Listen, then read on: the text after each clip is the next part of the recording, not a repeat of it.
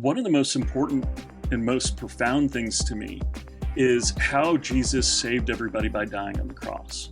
Well, it turns out, if you ask a Christian how Jesus saves us technically, he said he came to fulfill the law.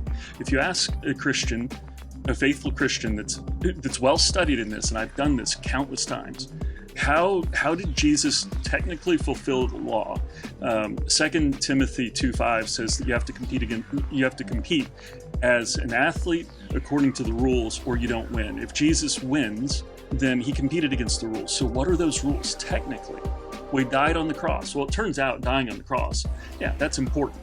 But how he did that and what he satisfied when in his ministry is absolutely mind-blowing. So technically, how Jesus saves everybody according to the law, I outlined 14 different ways. There's a 15th that I didn't include, but I outlined 14 different ways Jesus technically saved us according to the law, according to the rules, according to the rule book that's hidden deep in the law of the Bible. It's absolutely fascinating, and it's staggering to see how this works. But what it leaves us with is the way Jesus saves everybody according to the rules. And I think you'll agree once you read it, that according to the rules, from a conservative perspective, it doesn't leave anybody behind.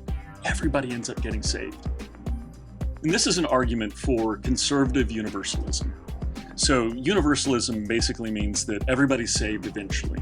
How we get there, why, all of that stuff, that's not the point of the argument. And I make that argument in the Cipher. You can see it on the shelf behind me.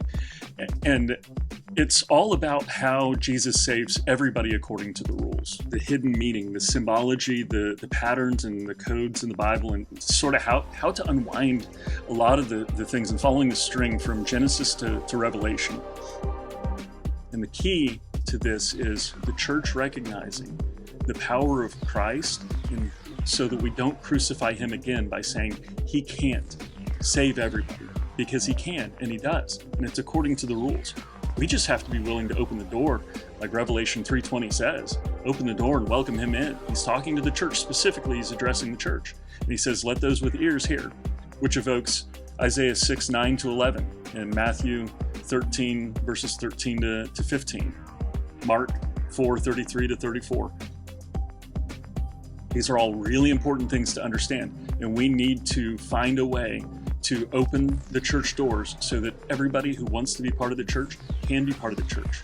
Let's put away the law book because we don't understand it. Let's have faith in Christ. Let's have faith in Jesus and not our own interpretation, because the Bible's confusing. And it's meant to be. It's on purpose. The Cipher is one step closer to understanding, but we still have a long way to go. God bless.